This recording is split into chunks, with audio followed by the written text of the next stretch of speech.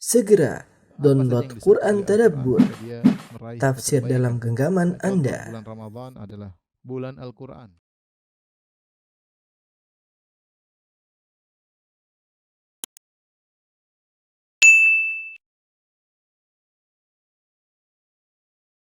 Bismillahirrahmanirrahim. Assalamualaikum warahmatullahi wabarakatuh.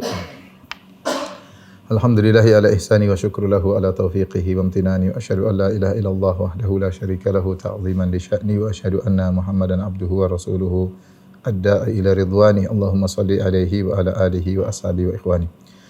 Para rekan-rekan sekalian di Oman, di Abu Dhabi dan yang lainnya, pada kesempatan kali ini dengan izin Allah Subhanahu wa taala kita kembali belajar saling mengingatkan tentang nama-nama dan sifat-sifat Allah Subhanahu wa taala.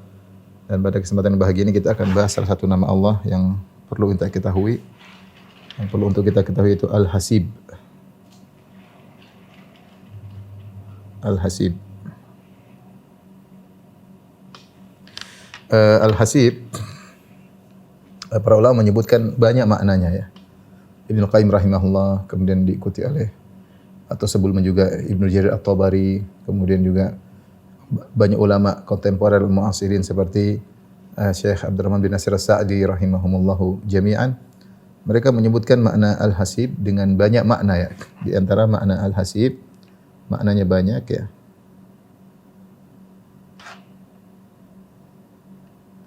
Mereka mengatakan misalnya di antara maknanya adalah Al-Alim bi ibadihi, yang mengetahui tentang hamba-hambanya.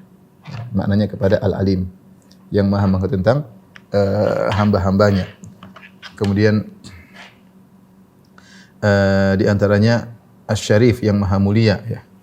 Al-Hasib maknanya juga adalah Asy-Syarif.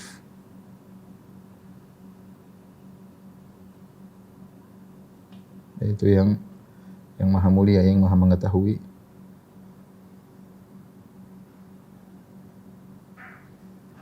Yang maha mulia. Karena ini mereka kembalikan kepada makna bahasa ya, karena disebut hasab maknanya asyaraf ya, hasab maknanya asyaraf. Kemudian di antara juga maknanya ar-raqib ya,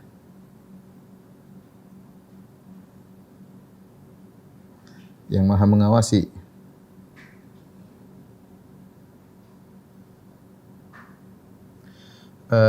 Kemudian di antara maknanya adalah Al-Hafiz.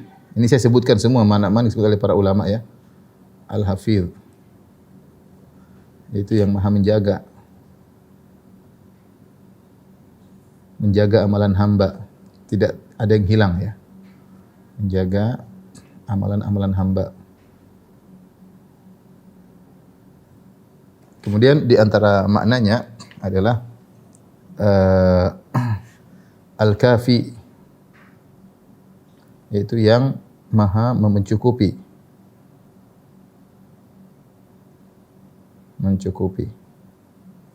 Kemudian di antaranya Al-Hasib adalah Al-Muhasib, yaitu yang maha menghisap, yang maha menghitung atau menghisap ya. Menghisap. Semua ini kembali kepada makna al-hasbu dalam bahasa Arab. Bisa diartikan makna al-ilm, bisa diartikan asy-syaraf, bisa maknanya muraqabah, bisa jadi al-alim, asy-syarif, ar-raqib, al-hafiz, al-kafi, al-muhasib. Tapi pada kesempatan kali ini kita akan memfokuskan pada dua makna yang dalil-dalil datang kepada dua makna ini ya. Dan sebagian ulama memfokuskan makna al-hasib kepada dua makna ini. Yang pertama adalah al-kafi, yang kedua adalah al-muhasib ya, al-muhasib. Secara bahasa al-kafi yang maha mencukupi, al-kafi ya, jadi dari kata ahsabani ya. Ahsabani yaitu maknanya muhsibuni wa huwa yuhsibuni, yaitu kafini. Jadi hasib, al-hasib wazannya adalah al-fa'il sama dengan al-muf'il. Al-muf'il sama dengan al-muhsib. Nah, al-muhsib ini artinya adalah al-kafi, artinya adalah al-kafi. Oleh karenanya Syekh Abdul Razak hafizahullah taala ketika membahas makna al-hasib, dia menggandengkan al-hasib dan al-kafi. Al-hasib dan al-kafi. Syekh hafizahullah seperti condong bahwasanya al-hasib maknanya adalah al-kafi ya. Maknanya al-kafi karena banyak ayat yang maknanya kepada kifayah yaitu pencukupan ya. Baik. Adapun al-muhasib yang maha menghitung atau maha menghisab, ini wazannya al-fa'il ya. Al-fa'il maknanya al-mufa'il. Al-mufa'il. Jadi al-hasib maknanya al-muhasib. Al-muhasib yaitu yang maha menghitung, yang maha menghisab. Ini contoh seperti kalau kita bilang al-jalis. Al-jalis maksudnya al-mujalis. Dalam bahasa Arab al-jalis maknanya al-mujalis ya. Kalau yang ini seperti al-wazir artinya al-muzawir, al-muwazir ya. Seperti al-wazir. Seperti al-wazir sama dengan al-muwazir. Yaitu yang membantu ya. Jadi saya ingin menyampaikan bahwa secara bahasa Arab wazan fa'il bisa artinya al-muf'il. Kalau al-hasib maknanya al-muhsib berarti maknanya al-kafi. Dan wazan fa'il itu timbangan al-fa'il bisa maknanya adalah al-mufa'il seperti al-jalis al-mujalis, maka maknanya adalah al-muhasib. Inilah dua makna yang akan kita fokuskan pada kesempatan kali ini. Saya akan menjelaskan satu persatu tentang al-kafi, baru kemudian kita akan bahas tentang al-muhasib. Baik, sudah.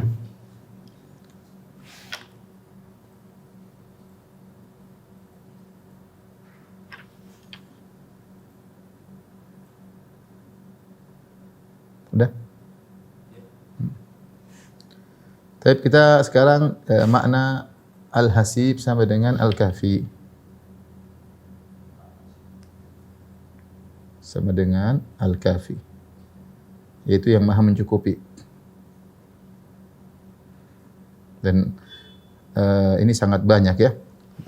Di antara firman Allah Subhanahu wa taala yang terkait dengan hal ini seperti dalam surat Al-Ahzab ayat 39.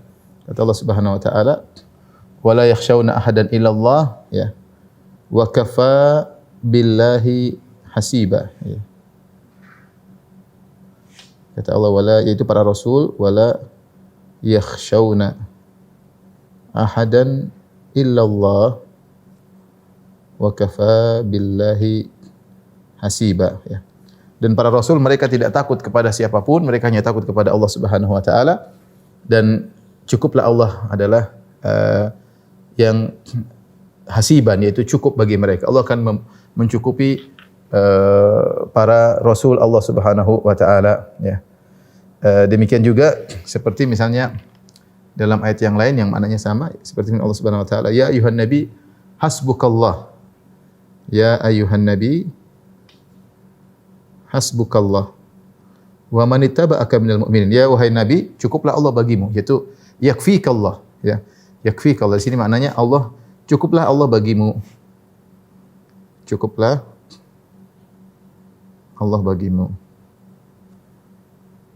Wahai nabi. Seperti juga firman Allah Subhanahu wa taala, wa may yatawakkal 'ala Allah fa huwa hasbuh. Wa may yatawakkal 'ala Allah fa huwa hasbuh. Siapa yang bertawakal, cukup Allah baginya.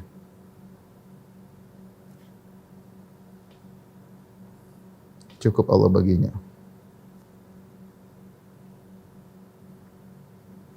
Cukup Allah baginya ya. Oleh karenanya makna ini datang dalam Al-Qur'an dengan banyak ayat yang terkait dengan al-hasbu, maknanya adalah al-kifayah ya. Ya, wa kafa billahi hasiba ya. Taib. kifayah Allah Subhanahu wa taala terbagi menjadi dua. Kifayatullah yaitu pencukupan Allah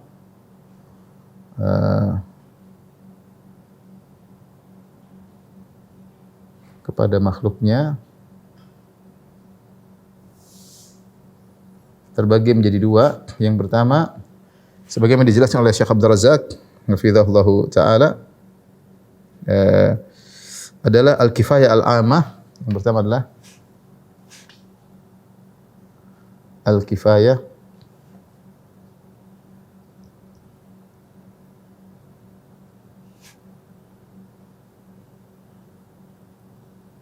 ammah, pencukupan umum.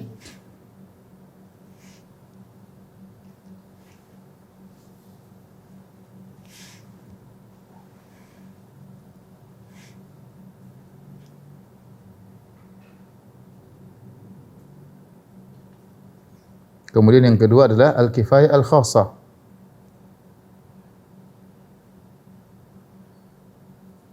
Pencukupan khusus.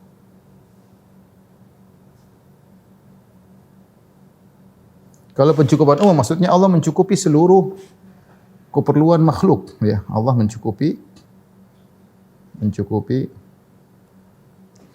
keperluan seluruh makhluk yang dibutuhkan oleh makhluk. Dan ini hanya yang bisa melakukannya hanyalah Allah Subhanahu wa taala. Kifayah Allah sifat-sifatnya adalah, perhatikan ya. Kifayah Allah sifat-sifatnya yang pertama adalah mencakup seluruh makhluk. Yang Allah cukupi bukan manusia saja. Manusia, hewan, binatang melata, tumbuhan ya dan seluruhnya. Jadi pencukupan Allah mencakup seluruh makhluk. Kemudian bersifat kesinambungan. 1 2 bersifat kesinambungan. Ya, tidak berbeda dengan makhluk. Kalau misalnya ada makhluk mencukupi, dia hanya mencukupi mungkin satu orang. Dia misalnya seorang kaya hanya mencukupi pekerjaannya. Dia tidak bisa mencukupi seluruh manusia, apalagi mencukupi hewan, burung-burung, tumbuhan, dia enggak bisa. Yang bisa mencukupi seluruh kebutuhan makhluk hanyalah Allah. Maka Allah adalah Al-Kafi yang mencukupkan kebutuhan seluruh makhluk. Kemudian bersifat berkesinambungan. Kalau ada orang mencukupkan kita, dia hanya tidak lama. Kadang dia kaya, kadang dia miskin. Dia hanya membantu kita mencukupi kebutuhan kita pada waktu tertentu. Hanya bertempo, tidak kontinu, tidak berkesinambungan. Berbeda dengan Allah Subhanahu Wa Taala ketika memenuhi kebutuhan makhluknya maka bersifat kontinu. Lihatlah bagaimana seorang bayi yang baru lahir. Allah Subhanahu Wa Taala penuhi kebutuhannya. Ya, ketika lahir tidak bisa apa-apa, Allah berikan rezeki kepada dia melalui air susu ibunya. Allah menjadikan ibunya sayang sama dia, ya, sehingga akhirnya ibunya begitu kuat menggendongnya, ya, tegar menggendongnya, dipeluknya bayi tersebut. Ya, Allah menjadikan ayahnya sayang kepada dia sehingga mencari nafkah, banting tulang untuk dia, ya. Allah yang menyediakan tanah bagi dia, Allah yang menyediakan rumah, Allah menyiapkan udara baginya, udara segar, Allah menyiapkan bumi dan langit bagi dia. Jadi yang maha mencukupi memang Allah. Manusia apa yang dimampu oleh manusia? Dia hanya memberi sebagian kebutuhan. Makanya jadi kifayah Allah mencakup seluruh makhluk, kemudian bersifat kesinambungan dan mencakup seluruh kebutuhan. Mencakup seluruh kebutuhan.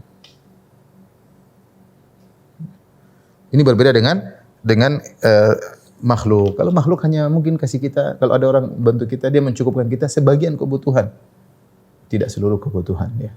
Karena tidak mampu. Manusia kemampuannya terbatas, asetnya terbatas, kemampuannya terbatas. Ini adalah al-kifayah al-ammah, ini mencakup seluruh makhluk, orang kafir, hewan, tumbuhan dan seluruhnya. Nah, yang kita lebih fokus adalah tentang al-kifayah al-khassah. Pencukupan khusus, ya. Yang ini yang perlu kita butuhkan. Yaitu kata Syekh Abdul Razzaq hafizahullah taala, fa kifayatuhu lil mutawakkilin wa qiyamuhu bi islahi ahwali ibadihil muttaqin. Yaitu di mana Allah Subhanahu wa taala mencukupkan orang-orang hamba-hamba yang bertawakal kepadanya dan mencukupkan memperbaiki urusan-urusan hamba-hambanya yang bertakwa.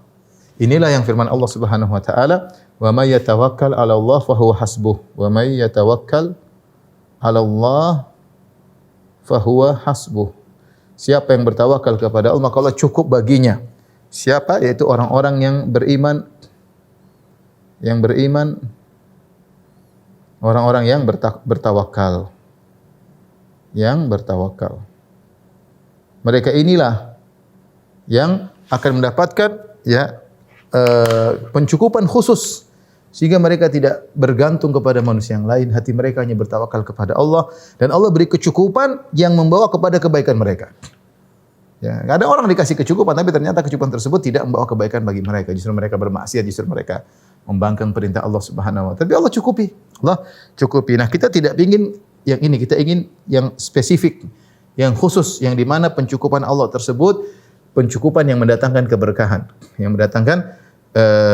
keberkahan. Oleh karena siapa yang mendapatkan hal ini, kecukupan dari Allah Subhanahu wa taala, maka dia telah mendapatkan anugerah yang besar. Oleh karenanya kita harus menghadirkan hal ini dalam diri kita, bahwasanya Allah perhatian sama kita, Allah mencukupin kita. Seperti dalam Sahih Muslim, Rasulullah sallallahu alaihi wasallam kalau mau tidur, karena Nabi sallallahu alaihi wasallam idza awa ila firashihi, kalau Rasulullah SAW ingin tidur, maka beliau berzikir. Ya, beliau ingin tidur di tempat tidurnya, beliau berkata, Alhamdulillahilladzi at'amana wa saqana wa kafana wa awana. Fakam mimman la kafiya lahu wa la mu'wi. Segala puji bagi Allah yang telah memberikan kami makanan, beri kami minuman, telah mencukupkan kami, wa awana, dan telah menaungi kami. Betapa banyak orang atau ada orang yang tidak ada yang bisa mencukupinya dan ada yang tidak menaunginya, ya. Sehingga seorang hamba senantiasa bersandar kepada Allah Subhanahu wa taala. Dia selalu hadirkan dalam dirinya bahwasanya dia selalu butuh kepada Allah dan hanya Allah yang bisa mencukupinya. Betapapun dia punya kebutuhan yang banyak, betapapun dia punya kenalan yang hebat, betapapun dia punya relasi dengan orang-orang hebat, dia yakin yang mencukupkan adalah Allah Subhanahu wa taala. Taruhlah ada temannya yang bantu dia. Dia tahu yang menggerakkan hati temannya adalah Allah Subhanahu wa taala. Taruhlah ada bos senang sama dia. Yang buat bos senang sama dia, yang mengangkat jabatannya, siapa yang bikin menggerakkan hati orang tersebut? Allah Subhanahu wa taala. Allah Subhanahu wa taala. Sehingga dia tahu bahwasanya mencukupkan segala kebutuhannya adalah Allah Subhanahu wa taala. Nah, bagaimana meraih al-kifayah al-khassah? Udah,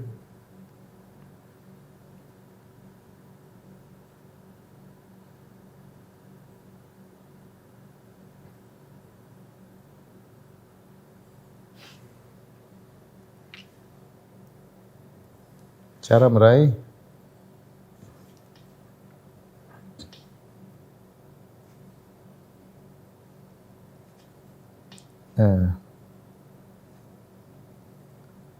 al-kifayah al-khassah.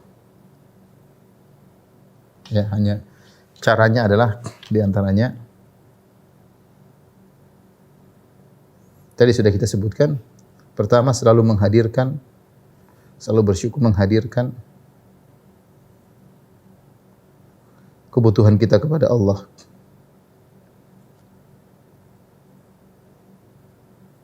Kepada Allah. Dan bahkan sebelum tidur kita ingatkan diri kita. Bahkan sebelum tidur ingatkan diri kita akan hal ini. Sebagaimana dari Nabi sallallahu alaihi wasallam.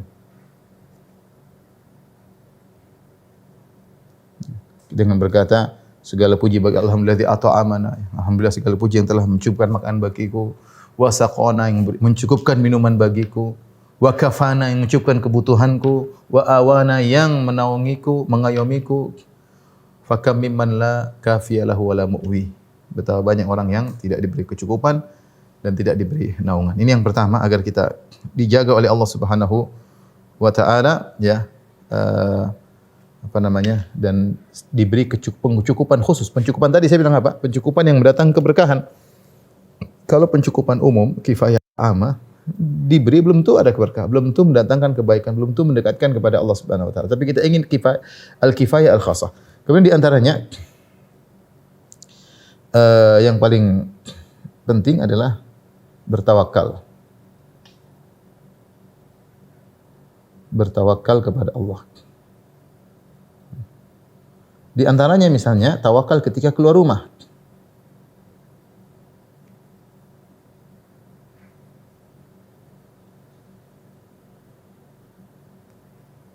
Bentar ya.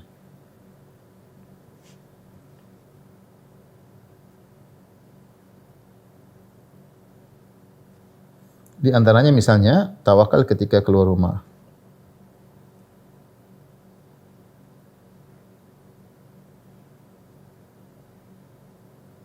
Sebagaimana dalam hadis kata Nabi sallallahu alaihi wasallam, ya dalam hadis riwayat Tirmizi dari Anas bin Malik radhiyallahu taala anhu, Rasulullah SAW bersabda, "Idza kharaja ar-rajulu min baitihi." Kalau seorang keluar dari rumahnya, kemudian dia berdoa, "Bismillahi tawakkaltu 'ala Allah." Ya Allah, dengan namamu aku bertawakal kepadamu.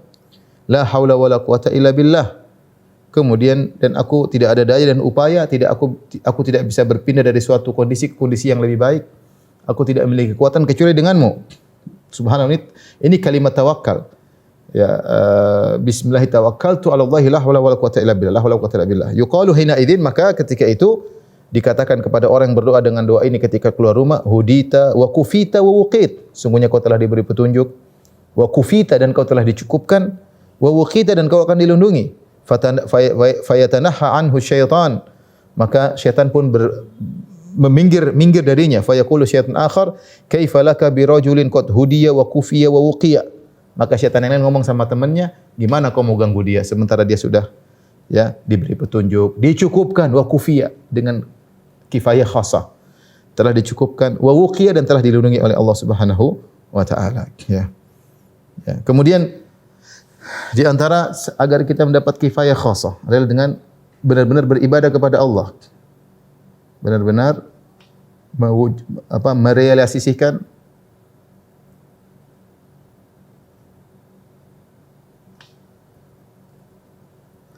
peribadatan kepada Allah. Artinya kita benar-benar beribadah, tunjukkan kita ini hamba Allah Subhanahu wa taala dengan melakukan banyak ibadah yang khusyuk, berusaha baca Quran yang benar, puasa, sedekah. Ini benar-benar kita beribadah. Bukan ibadah asal-asalan. Karena abdun ini hamba, ya. Hamba, ya.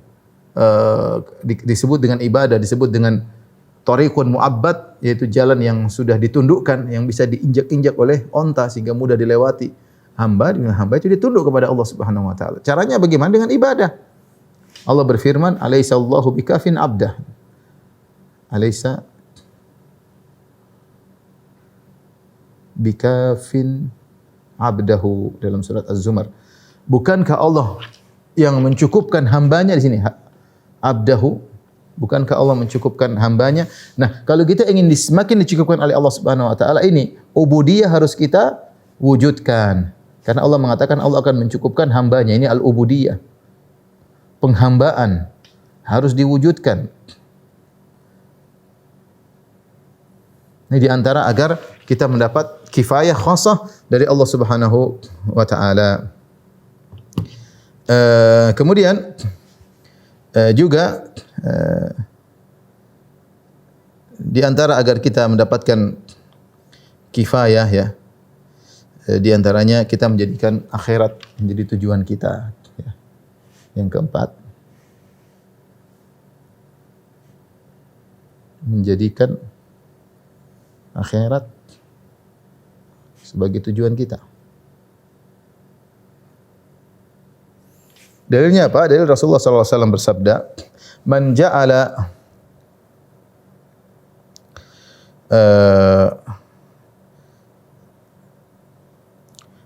al-humum hamman wahidan hammal ma'at kafahu Allahu hamma dunyahu." Kata Nabi SAW, barang siapa yang menjadikan kesibukannya adalah satu fokus, yaitu bagaimana al-ma'at, kembali kepada Allah dengan benar, yaitu dia fikirannya akhirat melulu, orientasi selalu akhirat. Apapun dia lakukan, dia mau bekerja, orientasinya akhirat. Dia mau berinteraksi sama orang, orientasinya akhirat. Dia mau berdagang, orientasinya akhirat. Dia mau menikah, orientasinya akhirat. Dia mau mencerai pun orientasinya akhirat. Apapun dia lakukan, orientasinya selalu akhirat. sallallahu alaihi wasallam bersabda, "Man ja'alal humuma hamman wahidan." Siapa yang menjadikan segala urusan satu urusan, al-ma'at, yaitu hammal ma'at, itu bagaimana urusannya kembali kepada Allah, kafahullahu hamma dunyahu, maka Allah akan mencukupkan segala urusannya. Kafahullahu hamma dunyahu, urusan dunia banyak banget. Tapi kalau kita fokus orientasi kita akhirat, maka kata Nabi sallallahu alaihi wasallam, Allah akan mencukupkan urusan-urusan dunia kita. Wa man tasha'abat bihil humum fi ahwalid dunya, barang siapa yang urusannya banyak pikir dunia melulu, tidak pernah orientasinya akhirat, ya, lam yubalillahu fi ayyi audiyatin halak, maka Allah tidak pedulikan dia fi ayyi audiyatihi halak, di mana dia akan binasa, di lembah mana dia akan binasa, ya. Oleh karenanya, ya, seorang menjadikan akhirat sebagai tujuan, ya. Akhirat sebagai tujuan kita. Makanya di antara doa Nabi sallallahu alaihi wasallam, wala ta'jalid dunya akbaru hammina. Ya Allah, janganlah kau jadikan, ya, dunia sebagai orientasi hidup kami, tujuan ilmu kita. Ini agar kita mendapatkan kifayah khasah dari Allah Subhanahu wa taala. Kemudian di antara hal yang bantu kita untuk mendapat kifayah khasah, yang kelima,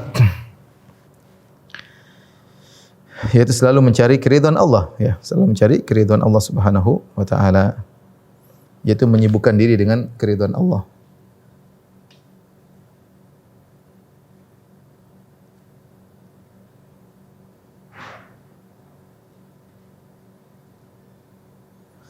Dalam suatu hadis, ketika Muawiyah radhiyallahu taala anhu mengirim surat kepada Aisyah radhiyallahu taala anha, minta nasihat. Muawiyah kirim surat kepada Aisyah Ummul Mukminin. Aisyah radhiyallahu anha terkenal wanita yang sangat salehah, yang wanita paling alim, paling faqihah, ya. Kata Muawiyah, "Uktubi ilayya kitaban tusinani fihi wala tukthiri alayya." Wahai Aisyah ibunda, tulislah suatu nasihat kepadaku, wasiat, tapi jangan banyak-banyak, ya. Wasiat yang ingin aku kerjakan, jangan banyak-banyak. Ini dia minta wasiat yang jami, yang komprehensif, yang intinya apa sih dalam kehidupan ini. Apalagi Muawiyah orang terkenal, apalagi mungkin di zaman dia sebagai penguasa. Dia minta nasihat yang singkat. Dia bilang jangan banyak-banyak. Wasiat yang aku jadi pegangan dalam kehidupanku. Maka Aisyah radhiyallahu anha menulis surat dengan surat yang singkat. Salamun alaika. Keselamatan, assalamualaikum. Amma ba'du. Kemudian daripada itu, fa inni sami'tu Rasulullah sallallahu alaihi wasallam yaqul, sungguhnya aku mendengar Rasulullah sallallahu alaihi wasallam bersabda, "Man iltamasa ridha Allah bi sakhatin nas kafahullahu mu'natan nas." Perhatikan. Siapa yang mencari keridhaan Allah meskipun dengan kemarahan manusia, maka Allah akan cukupkan dia dari kebutuhan kepada manusia. Ya, wa man iltamasa ridhan nas, wa man iltamasa ridhaan nas, siapa yang mencari keridhaan manusia, bisa khotillah, dengan mendatangkan kemurkaan Allah Subhanahu wa taala, wakalahu Allahu ilan nas, maka Allah akan buat dia bertawakal kepada manusia. Wassalamu alaik. Selesai. Nasihat yang singkat tapi penerapannya memang berat, ya. Apa kata Aisyah radhiyallahu anha? Aku mendengar Rasulullah SAW bersabda, barang siapa yang mencari keridhaan Allah meskipun dengan kemarahan manusia, kafahullahu mu'natan nas, maka Allah akan mencukupkan dia, ya, dari urusan manusia. Allah akan buat dia cukup. Intinya cari keridhaan Allah. Meskipun resikonya dimurkai oleh orang-orang, resikonya dibenci oleh orang, dia peduli, punya Allah ridha, selesai. Ini membuat kita merasa cukup, akan mencukupkan kita. Ya. Ini nasihat yang berat yang disampaikan oleh Nabi sallallahu alaihi wasallam dan disampaikan oleh Aisyah radhiyallahu taala anha kepada Muawiyah radhiyallahu taala anhu. Oleh karena di antara wasiat para salaf, saya bacakan, diriwayatkan oleh Ibnu Abi Syaibah dari Abi Aun, qala, Abi Aun rahimahullah berkata, "Kana ahlul khair idzal taqau yusi ba'dhum ba'dhan bi thalathin." Dahulu para orang-orang mulia, orang-orang baik, orang-orang saleh, kalau mereka bertemu, mereka saling berwasiat di antara mereka dengan 3 wasiat. Wa idza ghabu kataba ba'dhum ila ba'dhin bi thalath. Kalau ternyata mereka tidak saling bertemu, maka mereka saling menuliskan di antara mereka, kirim surat, saling mengingatkan di antara mereka perkara-perkara yang mereka sama-sama tahu. Tapi mereka butuh untuk saling mengingatkan. Nah, manusia suka lupa. Ini orang saleh saling berwasiat dengan 3 wasiat. Kalau mereka ketemu, mereka saling omongkan. Kalau mereka berpisah, mereka saling menulis surat kepada masing-masing kawannya untuk saling mengingatkan. Apa 3 wasiat tersebut? Man amila li akhiratihi kafahullahu dunyahu. Siapa yang beramal untuk akhiratnya, sebagaimana tadi yang saya sebutkan pada poin keempat, siapa yang beramal karena akhiratnya, maka Allah akan mencukupkan urusan dunianya. Wa man aslaha ma bainahu wa baina Allah, siapa yang memperbaiki hubungan antara dengan Allah Subhanahu wa taala, kafahullahu nas, maka Allah mencukupkan dia tidak butuh kepada manusia. Wa man aslaha sariratahu aslahullahu alaniyatahu. Barang siapa yang hubungan dia dengan Allah yang sembunyi, yang tidak dilihat orang ternyata baik hubungannya, ketika dia bersendirian hubungannya baik, maka Allah akan perbaiki hubungan dia secara terbuka dengan manusia, dengan makhluk. Ini di antara wasiat para salaf agar mendapatkan kifayah dari Allah, kifayah khusus, beramal selalu karena akhirat, beramal seluruh kegiatannya orientasinya akhirat.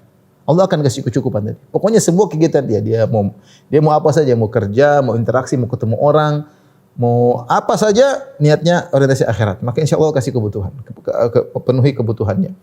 Kemudian tadi perbaiki hubungannya dengan Allah Subhanahu wa taala, perbaiki hubungannya, ikhlas, dia berusaha tulus dalam beribadah, dia beribadah kepada Allah, maka Allah akan perbaiki hubungannya dengan manusia.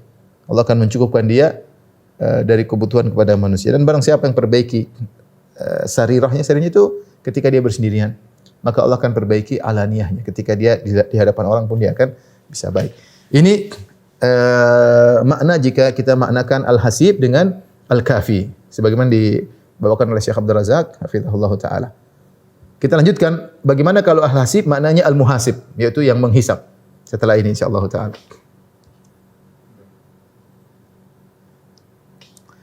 Baik, sekarang al-hasib maknanya al-muhasib, yaitu yang maha menghisab. Menghitung ya, menghisab maksudnya mengaudit atau menghitung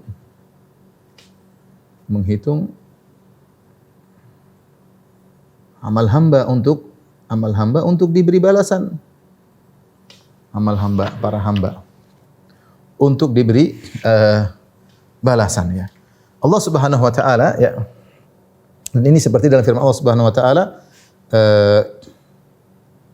wa nad'u mawazinal qisti li yaumil qiyamah fala tuzlamu nafsun syai'a wa in kana mithla habbatin min khardalin ataina biha wa kafa bina hasibin.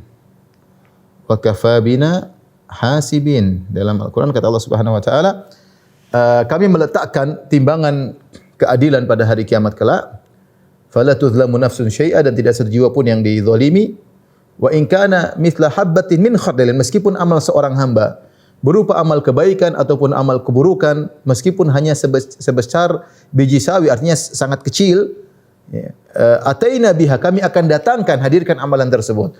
Wa kafa bina hasibin, dan cukuplah kami yang menghisab ya. Jadi hasib maknanya adalah al-muhasib, seperti dalam ayat ini. Demikian juga seperti ketika Allah berfirman dalam surat Al-Isra, "Iqra kitabak, kafa bi nafsikal yauma 'alaika hasiba." Ini contoh hasib maknanya muhasib. Kata Allah Subhanahu wa taala, wahai sang hamba, bacalah catatan amalmu. Iqra kitabaka, kafa bi nafsikal yauma 'alaika hasiba, maka cukuplah engkau pada hari itu yang menghisab dirimu. Jadi seorang hamba akan dibawakan bukunya. Ya, wa kullu insani alzamnahu ta'iruhu ya fi unuqih. Setiap manusia akan diperlihatkan catatan amalnya. Wa nukhriju lahu yaumal qiyamati kitaban, ya, maka pada hari kiamat kami akan bukakan catatan amalnya terbuka yang dia bisa baca. Makanya Allah mengatakan iqra, bacalah. Maka cukuplah kau menghisab dirimu sendiri. Jadi ini makna yang kedua, hasib maknanya al-muhasib. Dan Allah Subhanahu wa taala disebut dalam Al-Qur'an sari'ul hisab. Allah sari'ul hisab, cepat hisabnya. Allah cepat hisabnya. Apa maksudnya Allah cepat hisabnya? Ada dua penafsiran. Maksudnya yang pertama, Allah menghisab tanpa harus menghitung. Tanpa harus menghitung secara bertahap. Tidak perlu. Kenapa? Karena semua Allah sudah punya file. Beda kalau kita manusia, kita menghitungnya satu-satu, hitung data-data, hitung, kumpulin. Allah semua sudah ada. Allah cuma ingin, ketika Allah menghisab itu hanya ingin menampakkan, bukan sedang menghitung-hitung. Jadi Allah Subhanahu wa taala ketika menghisab, ketika Allah menghisab,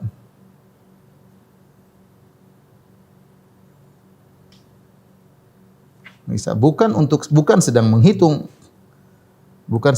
tapi menampakkan kepada hamba-hamba, inilah amalan kalian. Tapi Allah sudah tahu semuanya. Bukan sedang menghitung, tapi tujuannya menampakkan. Tujuannya memperlihatkan kepada para hamba.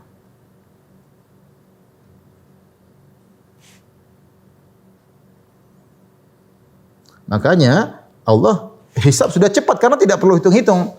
Nah, kalau kita kan harus kumpulin data satu-satu, dikalkulasi, macam-macam. Jadi ya, kalau hisab kita ya panjang. Mau pakai kalkulator tetap aja. Tapi Allah semua data sudah masuk dan sudah langsung. Allah sudah datanya sudah terkumpulkan, bahkan sudah tercatat di Lauhil Mahfuz. Datanya sudah ada. Terus hisab buat apa, Ustaz? Hisab untuk menampakkan ini kamu begini agar Allah menegakkan hujah kepada para hambanya agar mereka tidak bisa mengingkari pada hari kiamat kelak. Ini maksud wa huwa sari'ul hisab. Ya, Nabi SAW berdoa ketika perang Khandaq, ya munzilal kitab, ya mujriyas sahab, sari'al hisab, munzilal kitab, ahzimhum ya Allah, yang memperjalankan awan, yang menurunkan Taurat, yang cepat hisabnya, hancurkanlah mereka. Jadi sari'ul hisab, wa huwa sari'ul hisab, dalam Al-Qur'an juga disebutkan sari'ul hisab. Allah maksudnya Allah hisab itu tidak perlu hitung-hitung. Yang kedua, maksudnya adalah sari'ul hisab yaitu Allah bisa menghisab seluruh hamba dalam satu waktu. Ya, ketika kalau tidak salah diriwayatkan dari Ali bin Abi Thalib disebutkan dalam buku tafsir, bagaimana Allah sari'ul hisab? Bagaimana Allah menghisab makhluknya begitu banyak, miliaran, mungkin entah sampai hari kiamat berapa jumlah manusia. Kata Allah, sebagaimana Allah beri rezeki kepada Ali bin Abi Thalib, Ali bin Abi Thalib berkata, sebagaimana Allah beri rezeki kepada mereka seluruh dalam satu waktu.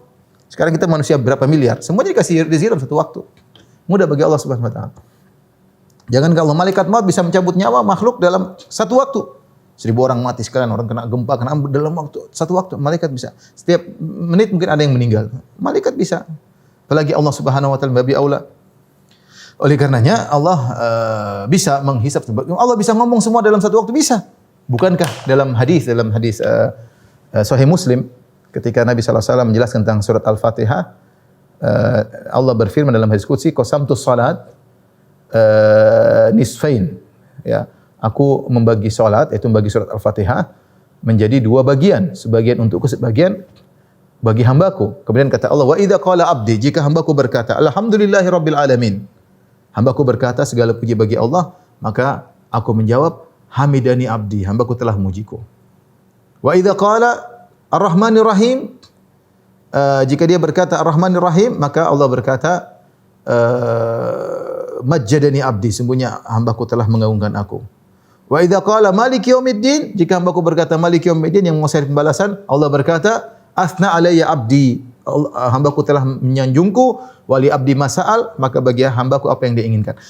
Kita tahu dalam sekarang ini ada orang sedang salat, dan sekarang ini ada mungkin banyak orang sama-sama membaca alhamdulillahirabbil alamin arrahmanir rahim. Coba lagi salat berjamaah, yang salat Masjidil Haram, misalnya Masjid Nabawi, dan di masjid-masjid yang lain dalam satu waktu, entah ribuan, entah berapa orang salat, tapi Allah bisa jawab mereka semuanya dalam satu waktu. Allah tidak rancu satu dengan yang lainnya. La yakhtalit alaihi al-umur. Allah tidak rancu. Kenapa? Allah Maha Kuasa. Demikian juga ketika Allah ingin menghisab, maka seluruhnya Allah bisa hisab dalam satu waktu. Mudah bagi Allah Subhanahu wa taala, makanya Allah sari'ul hisab. Ya. Allah sari'ul hisab, yaitu Allah Subhanahu wa taala cepat hisabnya. Allah cepat hisabnya. Hanya saja terkadang Allah menyidang satu dengan yang lainnya. Tapi kalau hisab antara hamba satu dengan yang lainnya, maka mudah bagi dalam satu waktu, mudah bagi Allah Subhanahu wa taala, ya. Itulah disebut dengan sari'ul hisab. Nah, kita sebagai manusia yang dituntut adalah agar hisab kita ringan. Kalau perlu masuk surga tanpa hisab. Yang kita inginkan. Namanya hisab tidak mengenakan. Namanya hisab tidak mengenakan, ya. Paling tidak kalau kita dihisab dengan hisab yang ringan. Allah mahasibna hisaban yasiran. Ya Allah, hisablah kami dengan hisab yang ringan. Ya, hisab yang ringan itu tidak detail, Allah tidak bongkar seluruhnya. Allah sudah punya data, tapi Allah hanya menunjukkan sebagian file, kemudian Allah tidak lanjutkan hisab secara detail. Tapi kalau orang kafir dihisab, orang pelaku maksiat, penghuni neraka jahanam, maka mereka dihisab dengan munaqasyah, manukish al-hisab udzib. Kata Nabi sallallahu alaihi wasallam, barang siapa yang dihisab dengan munaqasyah, hisab dengan detail, maka dia akan tersiksa. Semuanya akan dibongkar oleh Allah Subhanahu wa taala. Akan dibongkar oleh Allah Subhanahu wa taala. Karena ikhwan dan akhwat yang rahmati Allah Subhanahu wa taala, sebagian perkataan Umar bin Khattab radhiyallahu anhu, hasibu anfusakum qabla an tuhasabu. Hisab diri kalian sebelum kalian dihisab. Sering kita evaluasi apa yang sudah kita lakukan, umur kita semakin berkurang, sudah berapa banyak amal yang kita lakukan dibandingkan maksiat yang dilakukan. Amal yang kita lakukan sudah ikhlas atau tidak? Cek diri kita, orientasi kita dunia atau akhirat sih. Gembar-gembar orang melihat kita seakan-akan kita karena akhirat, tapi ternyata orientasi kita adalah dunia. Kita cek-cek diri kita, cek-cek hati kita, agar kita mudah untuk dihisab oleh Allah pada hari kiamat kelak.